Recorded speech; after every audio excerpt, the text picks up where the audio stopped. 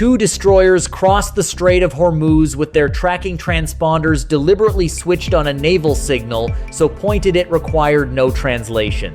The USS Michael Murphy and USS Frank E. Peterson had just sailed through the most dangerous 21 miles of ocean on the planet, and they wanted Tehran to know it. Not quietly, not tactically obscured. With their automatic identification systems broadcasting their position in real time to every ship, every satellite, every adversary listening. Maritime historian Salvatore Mercogliano put it plainly: you do not accidentally turn AIS on aboard a U.S. Navy warship. That decision was made in a briefing room, authorized up the chain of command, and executed as a deliberate act of defiance inside a waterway where Iran had just told the world it would destroy any military vessel that crossed. That moment, the 11th of April, 2026, was the opening act of what has become the most dangerous maritime standoff since the Second World War. 21 miles at its narrowest point, that is all that separates the Persian Gulf from the Gulf of Oman. Through that sliver of blue water, before the war began, flowed 25% of the world's seaborne oil and 20% of its liquefied natural gas. 5 major oil exporters, Saudi Arabia, the UAE, Kuwait, Iraq, and Iran itself depend on it. Japan, South Korea, India, and China depend on it. So do airline fuel prices in Chicago, diesel costs in rural Germany, and the operating margins of every maritime insurer in London. There is no alternative pipeline network large enough to replace it. There is no rerouting option that doesn't add weeks and billions of dollars. The Strait of Hormuz is not merely an oil choke point. It is a single structural vulnerability in the architecture of the global economy. And right now, it belongs to no one. The war began on the 28th of February 2026, US, and Israeli forces launched a surprise air campaign against Iran, targeting military infrastructure and government command nodes in a strike package that included the assassination of Supreme Leader Ali Khamenei. Iran's response was immediate and chose its ground carefully. Within hours, the Islamic Revolutionary Guard Corps Navy had moved to close the Strait of Hormuz, not with a fleet action, not with surface-to-surface missiles alone, but with the oldest and most patient weapon in naval warfare, the sea mine. Iran had prepared for this moment. Mining the strait is something Tehran had threatened and rehearsed for decades. The IRGC's fast attack boat doctrine, developed through the 1980s tanker war and refined through every subsequent crisis, centers on swarm tactics, shallow water ambush, and the ability to deny passage to vastly superior naval forces. Mines are the foundation of that doctrine, cheap, indiscriminate, and extraordinarily difficult to clear under fire. By early March, insurance war risk coverage for strait transits had been effectively suspended. No tanker owner could absorb the liability. Commercial shipping firms began announcing suspensions. The global oil market, which had already been watching the war with alarm, registered the shock in prices that rose toward and then past the $100 per barrel threshold, a roughly 40% increase from pre-war levels that economists are now comparing to the 1,973 and 1,979. Oil shocks. Through March, the picture grew darker at every turn. Iranian naval commander Alireza Tangsiri was killed in an Israeli airstrike. IRGC fast boats began intercepting and attacking merchant vessels, not just those flagged by US allies, but any ship that attempted unauthorized transit. An oil tanker anchored near a Kuwaiti port was struck by a sea drone more than 500 miles from the strait, demonstrating that Iran's maritime strike network extended far beyond the choke point itself. A tugboat sent to assist a stricken vessel was hit by 2 missiles and sank. The US-flagged Stena Imperative was struck twice at the port of Bahrain. And across the maritime intelligence community, one phrase began appearing with increasing frequency in briefings: the largest oil supply disruption in the history of the global market. Not the largest in recent memory, in all of recorded history. On April 8th, a ceasefire agreement brokered by Pakistan created a brief, fragile window. Iran agreed, at least nominally, to allow commercial shipping through the strait, but the conditions immediately began to fracture. Iran continued controlling traffic and levying tolls exceeding $1 million per ship. U.S. intelligence reported that the IRGC was having difficulty locating all the mines it had planted in the strait, a finding so alarming it borders on the grotesque. Iran had seeded its own choke point, with weapons it could no longer precisely account for. On April 11, J.D. Vance traveled to Islamabad for 21 hours of talks with Iranian negotiators. The talks collapsed. Iran refused, in Vance's words, to accept our terms. Hours later, President Trump announced that the U.S. Navy would begin its own naval blockade. The order took effect at 10 a.m. Eastern Time on April 13. It was not a blockade of the Strait of Hormuz itself, U.S. Central Command was careful to clarify that the waterway remained open to non-Iranian traffic in principle. It was a blockade of the entirety of the Iranian coastline. Every port, every coastal area, the full arc from the Arabian Gulf around through the Gulf of Oman. CENTCOM Commander Admiral Brad Cooper announced that any vessel entering or departing Iranian ports without authorization was subject to interception, diversion, and capture. Over 10,000 U.S. personnel, supported by more than a dozen warships and dozens of aircraft, stood ready to enforce it. In its first 24 hours, 6 commercial ships complied and turned around. No one attempted to force through. What the world was witnessing was something without modern precedent. 2 opposing blockades, operating simultaneously in the same 21 miles of ocean. Iran blockading Gulf oil exports to the world. The United States blockading Iran's access to seaborne trade. A dual blockade, each side using the other's methods against them, each side accusing the other of piracy, each side insisting the other must blink first. The U.S. force in the region by mid-April was staggering by any measure. USS Abraham Lincoln Carrier Strike Group, with Carrier Air Wing 9 embarked, had been operating in the Middle East since January. USS Gerald R. Ford, the world's largest warship by displacement, transited the Suez Canal on April 16 and entered the Red Sea after repairs in Croatia following a March laundry room fire that had injured crew and damaged multiple compartments. Ford, with Carrier Air Wing 8 aboard, had by that date achieved something neither its crew nor the U.S. Navy had planned for. It had broken the post-Cold War carrier deployment record, surpassing 296 continuous days at sea, and it kept sailing south. Destroyers USS Mahan and USS Winston S. Churchill transited with her. The Tripoli Amphibious Ready Group USS Tripoli, USS New Orleans, USS Rushmore carried the Japan-based 31st Marine Expeditionary Unit into the Arabian Sea. And then, on April 23, the third carrier arrived. Nimitz-class USS George H.W. Bush, which had taken the extraordinary step of sailing not through the Mediterranean and Suez Canal, but around the southern tip of Africa, bypassing the Red Sea entirely because the Red Sea was still too dangerous for an unescorted transit. 3 carrier strike groups. 3. The last time the U.S. positioned 3 carriers simultaneously in the Persian Gulf region was more than 2 decades ago.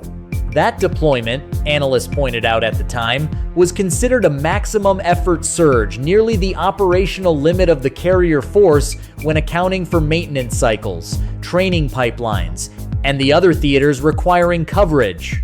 At present, this Middle East commitment accounts for approximately 15% of the total deployed U.S. Navy fleet. The USS Tripoli ARG, one of only 3 such groups currently deployable, was sent here instead of the Indo-Pacific, where it was originally assigned. The strategic cost of this posture is real. It is being paid in reduced Pacific presence, deferred maintenance, and crews stretched to the far edge of sustainable tempo. On April 19, the standoff produced its first kinetic enforcement action. the guided missile destroyer USS Spruance encountered the Iranian-flagged cargo vessel Tauska en route to the port of Bandar Abbas. Spruance issued warnings. The Tauska's crew did not comply. The warnings continued for 6 hours. At the end of that period, Spruance fired multiple rounds from its 5-inch 5.4 caliber Mark 45 deck gun into the vessel's engine room, disabling it. Marines and sailors from the 31st MEU then boarded the nearly 900-foot ship and seized it. Iran responded within hours by launching attack drones at US. Vessels, no damage was reported, and then retaliated further by seizing 2 commercial vessels of its own, the MSC Francesca and the Epaminondas, which IRGC forces intercepted in the Strait of Hormuz and escorted to Iranian ports. The mine threat deepened. Multiple U.S. Intelligence sources confirmed this week that Iran's IRGC Navy had laid additional mines in the strait, not as a legacy of earlier operations, but fresh mines placed this week during the nominally active ceasefire. Trump's response on April 23 was characteristically direct. He ordered the U.S. Navy on social media to destroy any Iranian boats caught laying mines with, in his words, no hesitation. CENTCOM announced that mine countermeasure vessels USS Chief and USS Pioneer were operating in the strait alongside underwater mine hunting drones. Trump added that he was tripling the pace of clearance operations. But experts noted the operational reality starkly. The strait is a narrow, shallow kill box, and mine-clearing operations conducted under the threat of IRGC drone and missile attack require the kind of methodical, careful work that cannot simply be accelerated by presidential decree. Now consider what happens if this breaks. The ceasefire is extended on paper, but Iran has reclosed the strait. The U.S. blockade of Iranian ports remains. Diplomatic talks in Islamabad have collapsed. Iran's chief negotiator has told the world that reopening the Hormuz is impossible under conditions of an American naval blockade of its coastline. Trump has extended the ceasefire indefinitely while simultaneously maintaining the blockade and threatening to resume bombing if a deal is not reached. Both sides are seizing each other's ships. Both sides are firing on vessels. Iran is laying mines during the ceasefire. The U.S. is ordering those laying mines destroyed on sight. This is the configuration from which wars expand. If a mine strikes a U.S. destroyer in the strait, or if an IRGC fast boat operating under orders that likely leave significant room for individual commander discretion fires on a mine-clearing helicopter, the chain of events becomes extraordinarily difficult to control. U.S. Central Command has already been developing new plans to strike Iran's capabilities in the strait. Its fast attack boat fleets, its mine-laying vessels, its command infrastructure. Israeli Defense Minister Israel Katz has publicly stated that the IDF is ready to resume attacks and awaiting only American permission. Trump has previously threatened to strike Iranian infrastructure and energy facilities targets that, once hit, would remove Iranian leverage but also remove Iranian ability to moderate the crisis from within.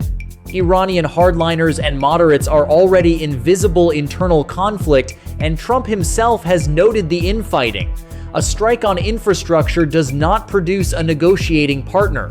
It produces a government whose moderates have been politically destroyed and whose hardliners have nothing left to lose.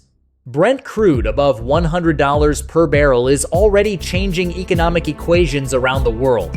At $130, which some analysts say is reachable within weeks if the strait remains fully closed, the calculus shifts into recession territory for import-dependent economies in Europe and Asia. China, which has been watching with what its foreign ministry calls studious neutrality, has been allowing some vessels bearing its flag to transit under Iranian permission. But Chinese satellite imagery has already been used to publicly expose U.S. military repositioning in Jordan. Beijing is not a passive observer. It is mapping this crisis against its own Taiwan contingency planning. watching how the U.S. carrier force is consumed in the Gulf while its own plan exercises simultaneous multi-theater operations in the Western Pacific and South China Sea. If Washington is burning through carrier availability, amphibious readiness, and strategic credibility in the Persian Gulf, it is doing so at precisely the moment when Indo-Pacific deterrence requires maximum American presence. The USS Gerald R. Ford has been at sea for almost 300 days. Its crew is operating at the edge of sustainable human performance. The ship suffered a fire. It underwent emergency repairs in a Croatian port. It transited the Suez Canal and returned to the Red Sea. It has now been joined by a second and third carrier, but the force that is here is a force that cannot be everywhere at once. The Theodore Roosevelt departed San Diego on April 15 for training in the Pacific. The USS Nimitz is in the South Pacific off Chile.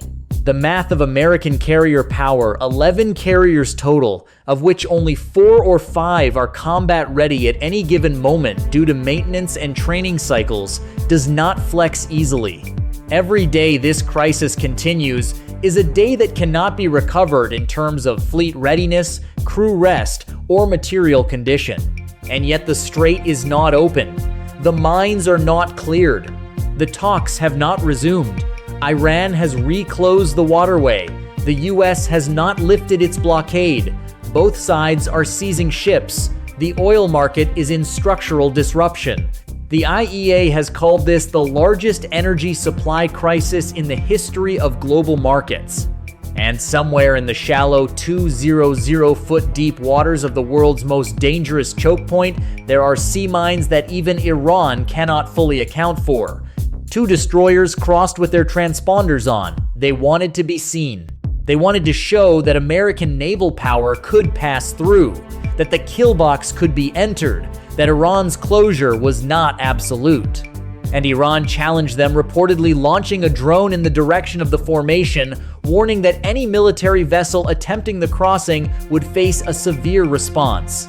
The question that now hangs over every barrel of oil, every tanker captain, every petroleum futures trader, and every naval officer standing watch in the Arabian Sea is not whether the US has the firepower to force the strait open.